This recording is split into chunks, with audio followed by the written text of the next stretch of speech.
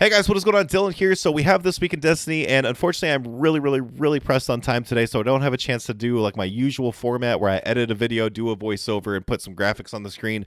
Unfortunately, we have to do it more so like last week where we just scroll through and read everything really quick, but I'm going to try to highlight and jump on the big points of this update and briefly kind of going over the smaller stuff, and hopefully I can get this all done within a couple minutes here. So we have a lot of changes coming to Crucible. As you know, March 5th, we're getting the big 7.3.5 update. A lot of this stuff is just changing some of the spawning so that the spawn traps can't happen. May, we have some new maps coming, Eventide Labs, Cirrus Plaza, and Dissonance. Those are going to be coming in May. The big thing is we're getting Artifice gear in Crucible. So it is going to be a third rewards. The first one is the weapon of the season. The second one is the Ascendant Alloy, and the third one is now going to be Artifice armor. You have to be rank 3 or better in order to be able to qualify for this. Even if you complete that challenge, you will still get drops for that Artifice armor each victory, or you have a chance at it at least. But it will be the third reward as long as you're gold 3 or higher. Trials is getting a major change. Passage of Ferocity. If you have not been flawless for the week, losses after 3 wins will reset you back to 3 wins instead of flawing your card. I'm not sure if this is a one-time thing. I'm not sure if it's in perpetuity for the weekend. I don't know exactly how it's working. They don't really mention that here. But it is a easier way for you to go flawless, which is pretty cool. New Passage of Persistence. It's a tug-of-war passage. If you get a win, it adds 1. If you get a loss, it removes 1. And you just are constantly having that back and forth. The only thing with this one is, even if you're not flawless, you still get the adept weapon for the week. No matter how many losses you have taken, as long as you get to a 7-win card on Persistence, you get the adept weapon. You can go flawless on it. You just obviously can't lose any. Some changes to some game modes, like we have Sparrow Control now, which I still need to play that and do a video on that.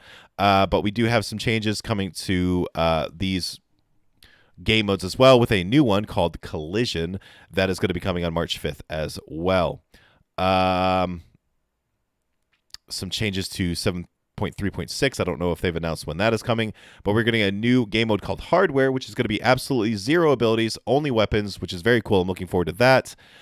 Some weapon changes that we've already talked about last week, so I'm not going to jump into that. Some matchmaking stuff that's all just way too much. I'm not going to go over that. It's just like percentages of how the open skill matchmaking, like how the lobbies are put together for matchmaking. They're not really changing anything. They're changing some minor things, but they're mainly saying that a lot of this is there's a reason behind the way it is what it is essentially what I got from all this reading. Console UI updates. They added a reticle location setting, so you can either set it to center or below center. For those of you who played, I think it's the Master Chief Collection, they have something similar. Added controller dead zone settings, so a little bit more customizable settings for the controller, and then they added the ability to adjust the opacity of the radar background. The big thing, and the thing that I am most excited for, Prophecy Dungeon weapon update. They are redoing the loot for the Prophecy Dungeon. They are removing a Swift Verdict, a Long Walk, and the Last Breath. They're adding a new origin trait called Crossing Over. These weapons have increased range and handling for the top half of the magazine, while rounds at the bottom half deal increased damage. That is a banger of an origin trait. I'm looking very forward to that. 3 weapons being added to the loot pool. The Prosecutor Auto Rifle, which is a precision frame with arc, sorry.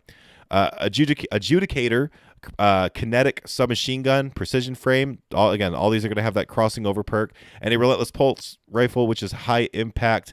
Damage change from kinetic to strand. So it'll be a strand pulse rifle. The Judgment Hand Cannon, from kinetic to stasis.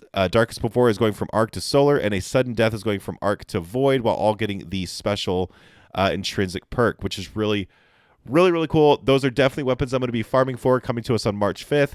If you want the different encounters that you can farm those weapons for, they will be here. If you guys want to join us and run those dungeons with us, join the Discord in the link below, and you can join us. We'll be running this dungeon quite a bit because I want to farm all of these weapons. I will be doing videos on these weapons, I am sure. That is all I got. We kept it under 5 minutes. Thank you guys for the support. Love y'all. See y'all later. Bye.